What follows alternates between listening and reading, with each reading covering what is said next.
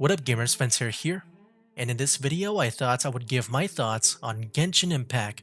I'm about to upload my 100th video of my Let's Play of it very soon, and I felt like that was a good point for me to share my thoughts of it so far. But because I'll be discussing the game here, there will be some spoilers, but I'll make it as light as possible. Pretty much, I did the Archon quests in Mondstadt, Liyue, and Inazuma. I've also done quests in other major areas like Dragonspine, Chenyu Vale, the Chasm, Serai Island, and like the first part of Surumi Island. I then stopped it recording the Let's Play at 143 videos, and I plan to resume once I'm caught up in the uploads, where I will then begin my time in Sumeru. So yeah, there might be some potential spoilers up ahead for the areas I've experienced. You have been warned. So to start, let's talk about what this game is, which is an open world action RPG, which does a great job at doing so. The open world is one of my favorite parts of the game when it came to the environment, the way the terrain is shaped, and how interactive they are with the climate mechanics. It truly does feel like a world that is fully explorable, mainly because of those climbing mechanics. The only criticism I have to this is that I wish that the climbing can be a bit faster. I know you can do that by jumping, but for very tall structures that might not have any areas where you can rest and regain those stamina back, you might not have enough stamina to climb up all the way. But I would say that's a small nitpick of mine. But after playing through Inazuma and Chenyu Vale, they do feature their own unique mechanics for exploration, which does help alleviate my small issues for exploration. So I can only assume that this carries over to the nations I'll be playing next, which is Sumeru and afterwards Fontaine. They might also have their own exploration mechanics.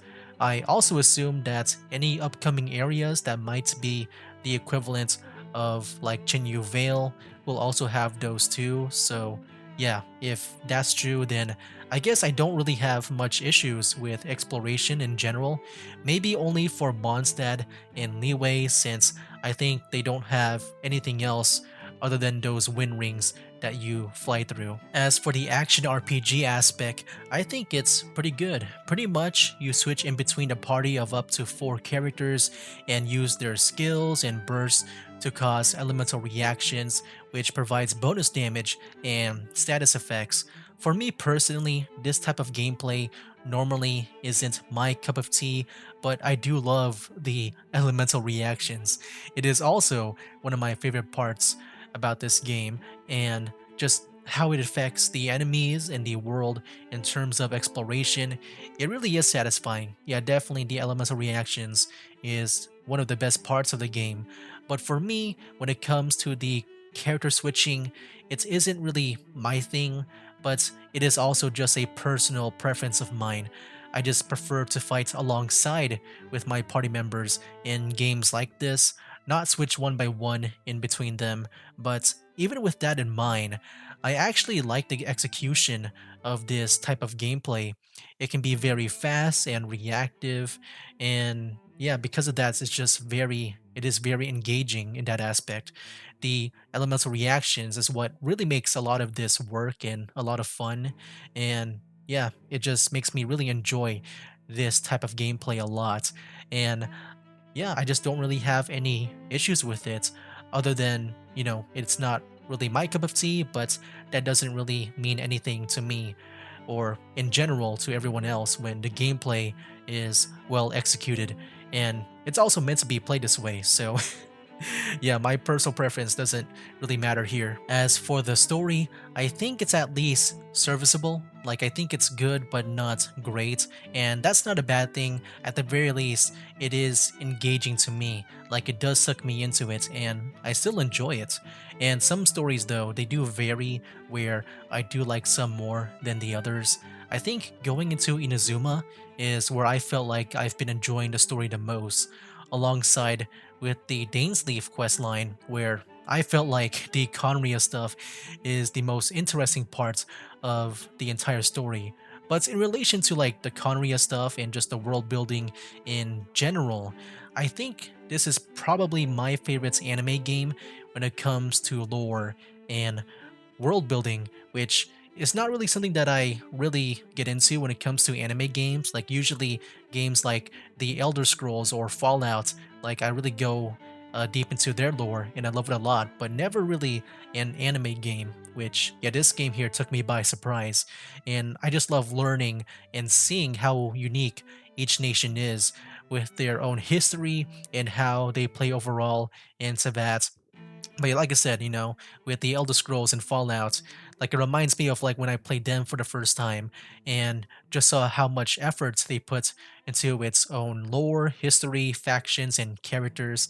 That's pretty much how I felt as I progressed more into the game.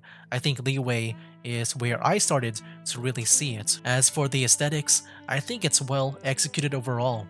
I don't think there's been any bad art designs, with like maybe some exceptions of a few characters now that I'm thinking back at it. But overall, the art for the world and the characters for the most part are really, really good, even when I'm playing on low settings. As for the audio, this is probably the least I can comment on because most of the time in video games, mainly when it comes to the music, I don't really focus too much on it unless they make it very noticeable. Like with the voice acting, like I do notice that a lot because I have to watch the cutscenes and I think the voice acting is great and no one felt out of place. But when it came to music, I barely noticed it. Like when I do try to notice it, I do notice that it does feel more on the maybe calmer side. I'm not sure. Maybe that's just me doing my daily leyline outcrop stuff. But yeah, pretty much I just barely noticed it. Like unless it's blasting into your ears, like a Final Fantasy game or a Tales of game, I can't really comment much on this because it hasn't really been on that level. But when I do notice it, I think it's pretty okay. In my opinion, it isn't something that I listen to a lot on my own time compared to other video game soundtracks, but I think it's serviceable enough, like overall. I even try to listen to the soundtrack every now and then, and the only song I find myself listening to on loop a lot is Photon of Fluctuation, and I do like that one a lot. And finally, one of the biggest features of the game is the gacha system, which I'm personally not a big fan of in comparison to other gacha games with their own systems. Actually, Genshin Impact is my first gacha game that I've played in a long while because I kind of gave up on that genre for a long time. I used to play a lot of other gacha games like Brave Frontier and some other anime gacha games in the past, but from time to time I do play Pokemon Masters EX, and also I've been playing a lot of Goddess of Victory, Nikkei, a lot as of recent. But I remember like whenever I do play those games and pull from their limited banners, most of the time I get their featured character or something around a similar value. But in Genshin Impact, I mean, it is just mostly weapons and the occasional characters.